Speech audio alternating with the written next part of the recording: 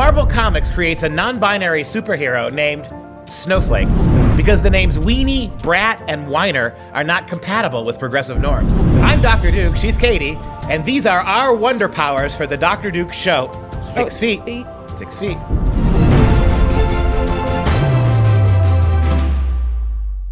Hello everyone, and welcome to the Dr. Duke Show, the only program that keeps you educated on the craziness impacting K-12 classrooms and college campuses around the world. Today, we head to the college campus where students are being told criticizing communist China for allowing the coronavirus to spread is xenophobic, or is it Z-phobic?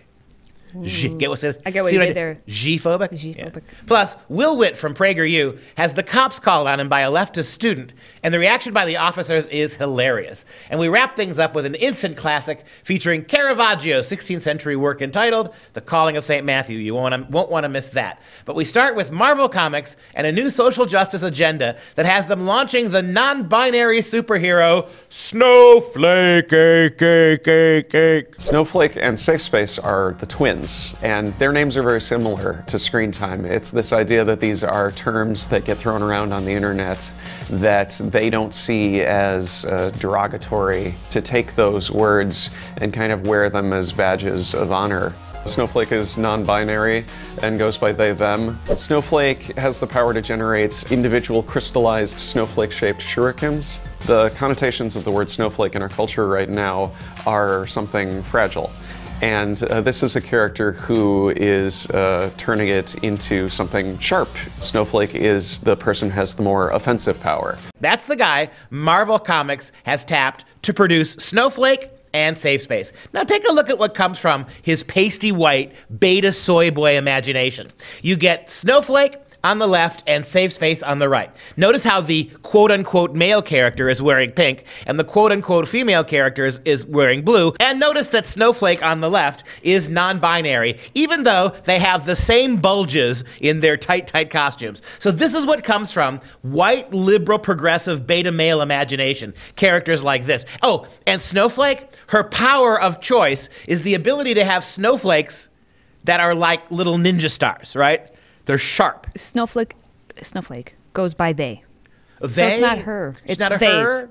Yes, Snowflake is just part, and Safe Space are part of the New Warriors reboot out of Marvel. And they actually did this New Warriors debut way back in the 90s. Then they brought it back, and now they're trying to bring it back again.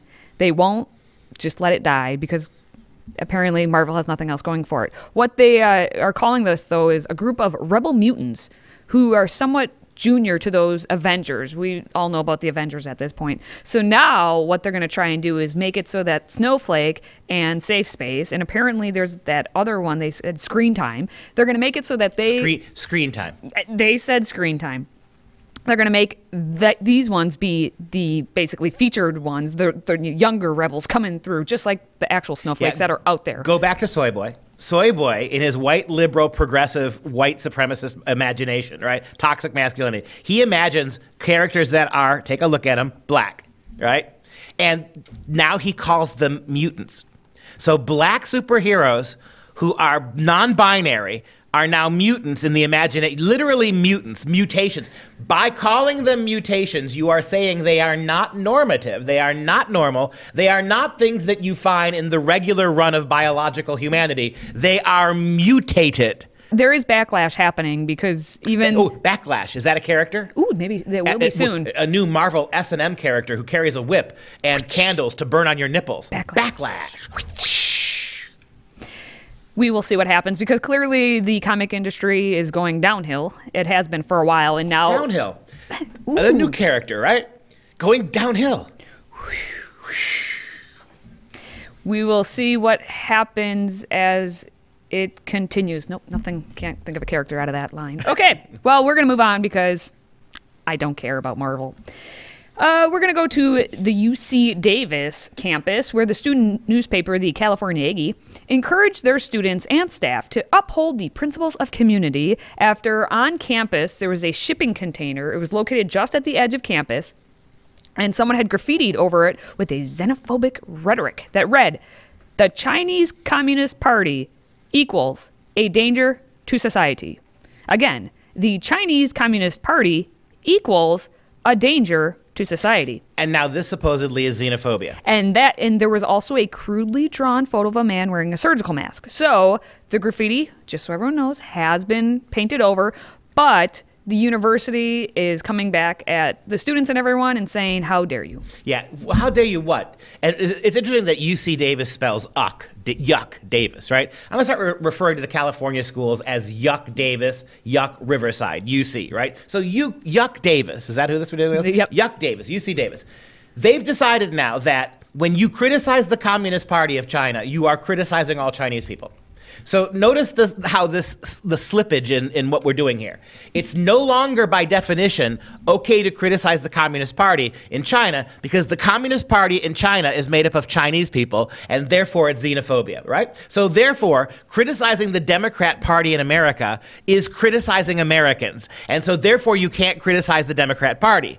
Now, do you think that would fly with Yuck Davis if you said the Republican Party is the party of Americans, and therefore you can't criticize the Republican Party? Somehow I don't think that would fly.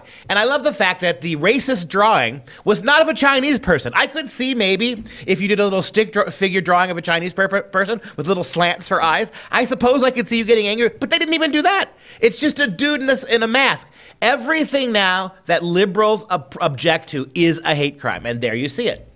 I still don't understand what is wrong with what they said. How is it unfactual? The Chinese Communist Party equals a danger to society. Ask 1 million Uyghurs in concentration camps if the Chinese Communists. Ask the Falun Gong, right, who have been completely eradicated from Chinese culture and whose organs were harvested to give transplants to healthy Chi-Com leaders. This whole thing is ridiculous. To point out, we're at the point now where you can't even suggest the reality of Chinese violence without being called a xenophobe. Meanwhile, you happily project all that violence on America and nobody cares. Correct. So China can basically argue that America invented coronavirus and then American soldiers unleashed it on society, and we yawn and say, well, that's plausible. Yeah, luckily there were some people in the comments section who gave better responses than what the university said about this. They said, is this the Onion? Is this a press release from the Communist Party of China? Facts are not xenophobic. It originated in China. It spread from China. It was downplayed by China. Misinformation was disseminated from China. And the Chinese communists are the ones who control every aspect of culture and government, right? They're the ones censoring the internet. They're the ones pulling down Christian churches. They're the ones, again, according to a number of credible sources all across the globe, they are indeed killing people, harvesting organs to give of their political enemies to give transplants to Chinese communist people. This is happening in China today, and now Yuck Davis, UC Davis, makes the argument that it is racist to suggest the Chinese communist government is doing what the Chinese communist government is doing. To point it out now is xenophobia and racism. Welcome to Orwellian times, my friends. And we're not going to go to another UC campus, but we go to stay in California at Cal State Los Angeles, where Will Witt of PragerU recently visited. He shot a video there where all he was doing is going around and asking students if they can define socialism. And off camera, there was a young college student who did not like what Will Witt and his camera guy were doing, so he decided, I'm going to call the campus cops. Check out what he tried to do. Hi, there are two people on our campus right here who are with a conservative group who are here to try to fearmonger students. PragerU, like Prager University, but they're not an actual legitimate university. Well, they're going up to students and they're trying to ask them questions and such. The goal. Have you seen our stuff? Oh, yeah. What do you not like about it? Everything that you guys stand for. What do we say? Misinformation. Like what misinformation? Oh, trust me, you guys are really good at it. No, we're just curious. No, you're not. I'm honestly curious. No, you're not. I'd love to know. No, you wouldn't. Well, that's why we're asking. No, you're not. I just asked you. No. And the irony here is the only one spreading misinformation there is the student himself. Of course. Right? He won't answer their questions. He won't engage with them. He won't, when he's confronted with his own bigotry and small-mindedness, he makes a game out of this whole thing. And I'll say this too. This is the exact flip side of the Chinese story we just did. On the one hand, to simply suggest the murderous communist Chinese regime is a danger to society makes you a bigot. But this kid is being an actual bigot without any evidence, without any cause, right? Thank God for American police, because what happens next is truly priceless. Could you remove these two from the campus, please? The reason? Because they're here to fearmonger students, and that's not okay. Fearmonger? Yeah, because these are people who are coming in and instigating and terrorizing our students on this campus, and that's not okay. Think at all that Are they telling you that you can't leave the area? Are they threatening you specifically in any way? Not specifically. They're threatening me with their language, with their ideals. Unfortunately, I mean, if your ideals or their language doesn't conform to what your thinking is, that's what freedom of speech is. It's not. So if you agree with something, he agrees with something else, you guys agree to disagree. As long as they're not chaining you against your will, right. As long as they're not threatening you physically, they're allowed to have their opinion just as much as you're allowed to have yours. So there's nothing you guys can do? I'm here to help you as much as you can, but I'm trying to figure out what law they're breaking right now. So I'm trying to figure that out. That's why I'm asking you. You just keep giving me ideas, your opinions. And the law is not about opinions, it's about facts. Katie, your ideals are offending me. But I take issue with the police officer at the end. Why is he there, the police officer, to help that whiny little brat? Because you have to respond. Was that, by the way, is that the kid who's going to play Snowflake? Ooh. In the next Marvel movie? He's got it down pat, right? Down pat? Down pat. Down pat. Down pat. Pat down. Ooh, could pat be in the down. next one, right? That's Joe Biden can play it. If he even knows where he is at the time. What was interesting about that is, as we've learned through all the times that we've talked about these videos, that these actual intelligent people are going out to these campuses and talking to students and how unintelligent they are, what we're learning more and more is they have even less and less information to provide. The kid couldn't even admit that what misinformation that PragerU is spreading. It used to be, I felt like early on, they'd be like, oh yeah, you're the one who spreads hate and they could at least give you one example. Now it's just, you're pro-life, man. Nope. Right? Nope. That's it. That's all they have. And the smugness. Monosyllabic. What gets me about that was the absolute smugness of these kids, right? Hands in his pockets. In his sweatpants. What a nice, anyone who wears sweatpants. And you can tell he's not a stupid kid.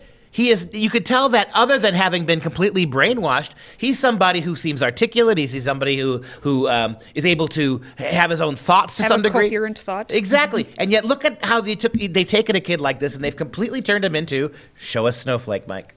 Turned him into that.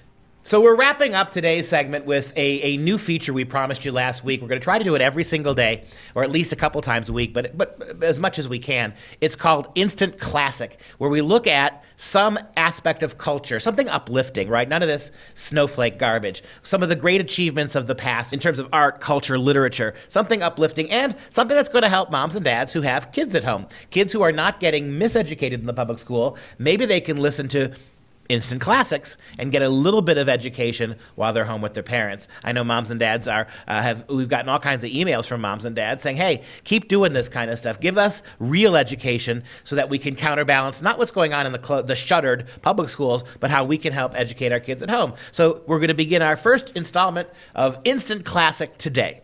Today's Instant Classic is Michelangelo Marisi de Caravaggio, who is an Italian painter in the late 16th century. Now, he painted most of the time in Rome, and he's known for portraying the human condition realistically and using contrast with shadows and light. He painted basically in what became the emerging Baroque style, and he died in 1610 at the age, they say, of either 36 or 38, depending on where you look. Yeah, Caravaggio is one of those figures in Western art and world culture, actually, who changes everything. He was a contemporary of Shakespeare, if that helps you get a sense of when he lived. Shakespeare died in 1616.